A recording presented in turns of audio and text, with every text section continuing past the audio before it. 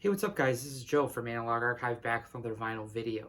Today's video is going to be a start of I hope to be an ongoing series, just providing more information about pressings and just more history about jazz kind of in general of the kind of the golden age of jazz in the 50s, 50s and 60s. But this video is going to be about alternative pressings to originals that are going to be a great bang for your buck.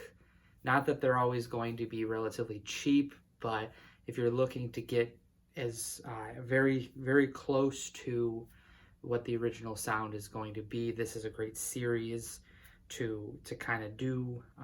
Again, they're going to be affordable for the most part. Some of them, they are starting to get higher in price, but this is going to be, again, an ongoing series of alternative pressings to the originals. And the first one that I wanted to start with was within the Blue Note catalog and the United Artist mono pressings that came to be in 1972 to 1973. And in my Blue Note history video that I had made back actually it would have been last April, one of my first videos, when I was talking about the history of Blue Note and how the pressings changed, how the labels changed as you went from the 50s, 60s into the 70s, and then kind of onwards from there into the more modern,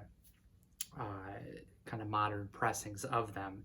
One of the series that I talked about was these United Artists.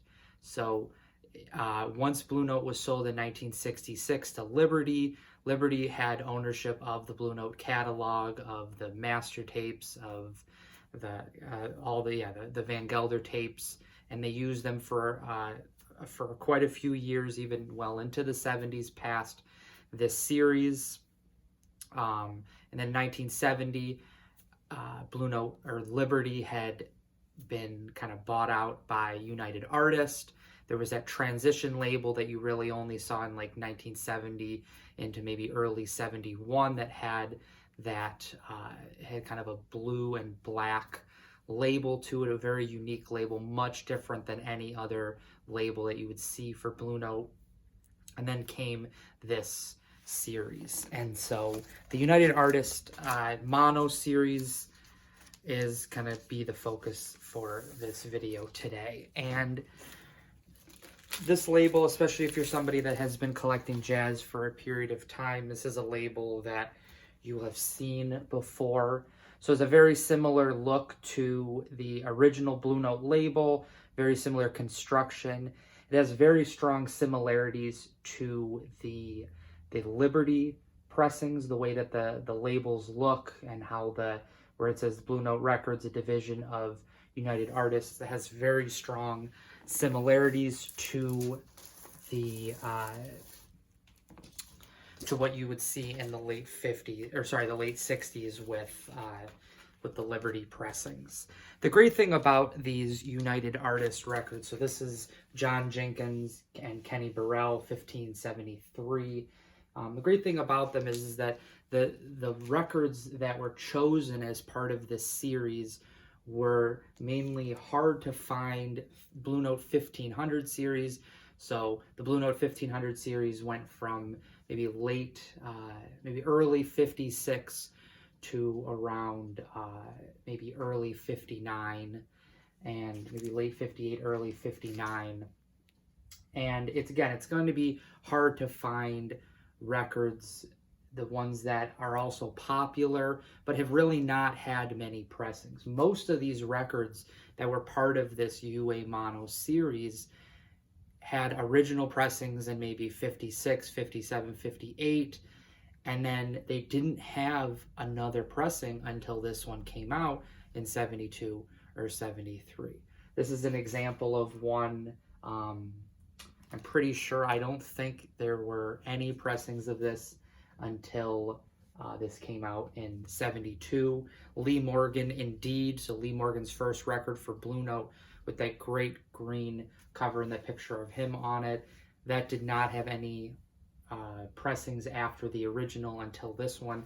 So it's a great way to be able to get the records in the preferred format. And then the 50s, it was still designed to be mono. It wasn't until the 60s that stereo was something that really was going to be kind of sought after.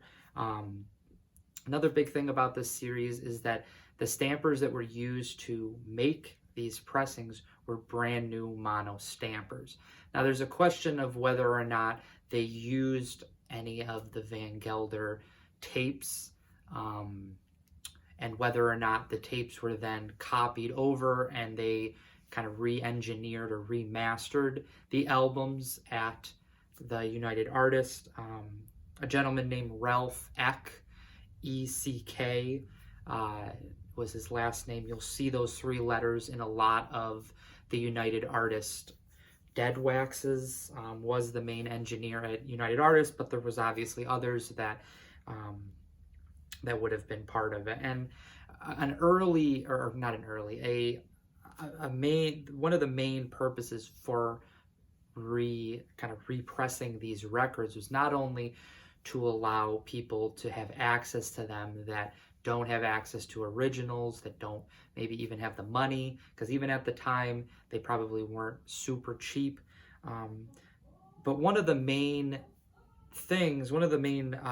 points of producing these records was the appeal that the Japanese market had for original Blue Note records, that they wanted these original, especially 1500 series records, these Blue Note records, they wanted to have those pressings. And a lot of times, even back then, it was difficult for these record stores or for these Japanese people to come over to the United States and be able to find these records. There was no internet, and it was going to be a lot more word of mouth and hoping that you were kind of in the right place at the right time when these records came to be. So the records were really one of the main purposes of them was to appeal to the Japanese market, who still had a very strong affinity and really wanted these Blue Note records. I mean, at the time, if you think about what was happening in the United States, even in the jazz realm, was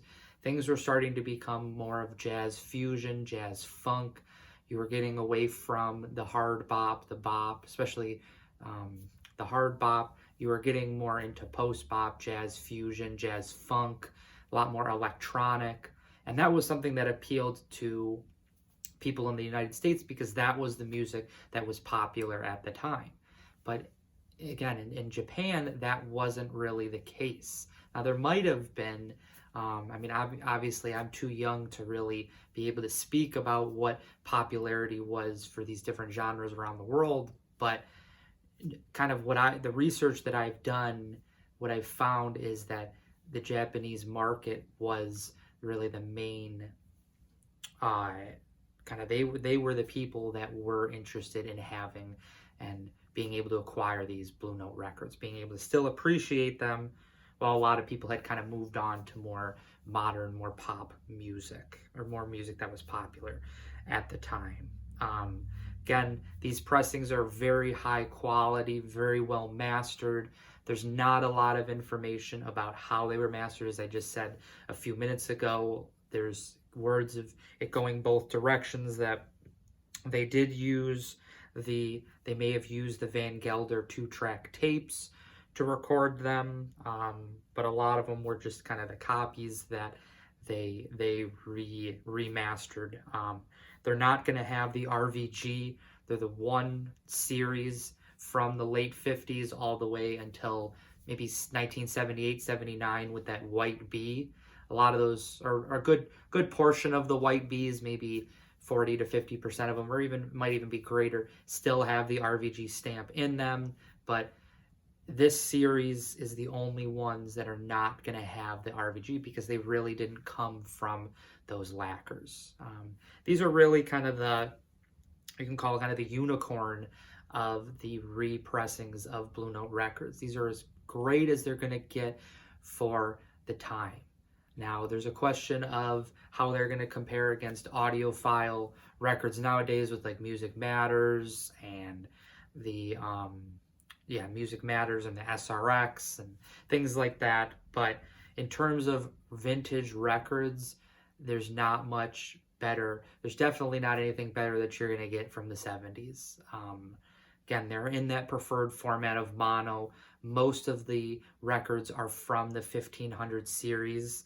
The note that I have, let's see, what does it say about that? So they're going to be the hard to find, mainly from the 56 to 58 era. There are some that are from the early 4000 series. So some of the titles that I saw, 4018, which I actually have, Davis Cup, Walter Davis Jr., that's one of them. 4024, which is Dizzy Reese. I'm trying to think of what the name of that one is. I'm blanking on the name, but a great record, a very, very scarce record, very few pressings of that. And then 4040 is Open Sesame, Freddie Hubbard.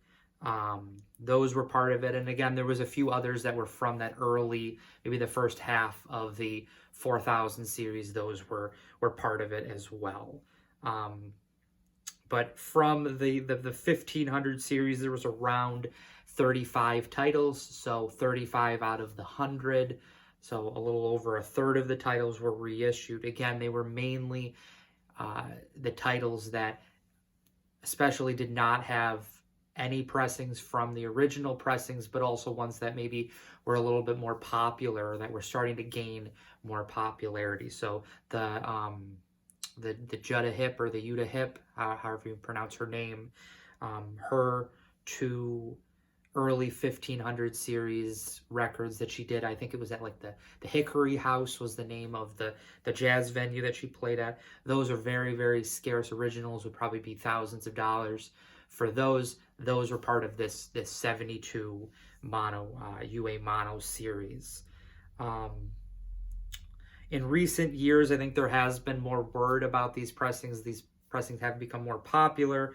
Unfortunately, they still are rather scarce. But from my experience in store, the ones that I found in store, I found a few of them. I found the Walter Davis Jr., Davis Cup. I found actually the one I just showed, the Kenny Burrell, John Jenkins one. This is a phenomenal record. I'm going to talk more about that when we get to that in the 1500 series project. And then I have Thad Jones Volume 3, Magnificent Thad Jones Volume 3.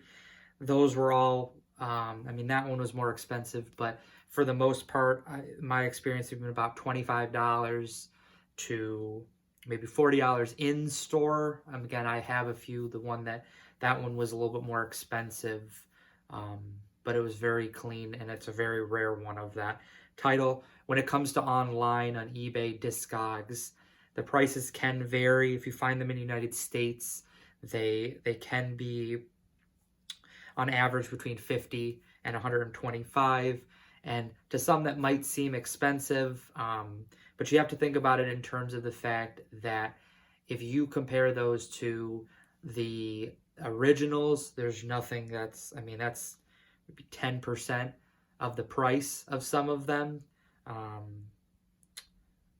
Along with even Music Matters, a lot of those are so difficult to find now. They're $50, $100, $150, even $200 for some, and then even some titles have gotten over $200 for that. So like this one, I was actually I was looking at this one on Discogs recently. There was a seller that had this for $190, not the UA mono, it was the Music Matters pressing of it, the 33 1/3, but this was, I believe I paid, it was like $75 for this. So again, for the most part, they're going to be around the $50 to $100 range. There are some that get into the $125, $150. But again, comparing those to the originals, it's much cheaper and a great way to find these titles. Okay. I don't want to go as far to say that they're going to be easier to find than the modern audiophile ones, like the Music Matters ones and things like that, or even the classic series, the classic records series that were done but it's, again, it's a question of, if you're looking for the more vintage sound, or are you looking for more of that modern sound. But yeah, of all the 70s pressings, they probably are the most difficult to find. Now, those 1970 ones, there's a very strong similarity with those 1970 ones. There weren't a lot of titles that were done for those, but I would say of all the 1970 ones, these are going to be the most scarce. Some of them actually did come with original sleeves, so they would have the 767 Lexington Ave on the back. I haven't seen a whole lot of them, but I have seen a few people on the Facebook groups and on Instagram post these UA mono pressings that had a original jacket that came with them. So one note that I'm going to say is, if you do see these records, you got to pick them up. I mean, obviously the condition has to be there and the price, but if you see them, you got to pick them up, because again, they're not going to be extremely easy to find, but they are going to be incredible sounding records. And you can't say that with 100% accuracy with the other 1970s records. When you get into the 1973 to like 75, 76, where they have those black B, the Blue Note black B labels, those, if they come with the RVG stamp, they're going to be pretty good, but they're also in stereo. And a lot of those, again, were geared more towards the mono format. And even though there may have been stereo pressings of them, that may not have been the main aim for that. Okay. When you got into the later 70s, within like mainly they're from 77, 78, with they're the Blue Note labels with the white B. Those are even less common to have the RVG stamps. For the most part, the ones that I have in my collection have had the RVG stamp. Definitely look for those if you see that. But even with those, again, it's going to be, there can be some variability to the quality of the sound. And I'm not somebody that is an audiophile person. I'm just trying to get the best records that I can for the best price. And I really just wanted to, again, make this video to discuss the fact that these United Artists mono pressings are going to give you the best quality sound that you can get from probably post Liberty records, until you got into maybe the Music Matters, like in the last 10 years. Very, very incredible sound, and definitely ones that are worth picking up if you see. But yeah, just really great records, ones that, again, come up sometimes.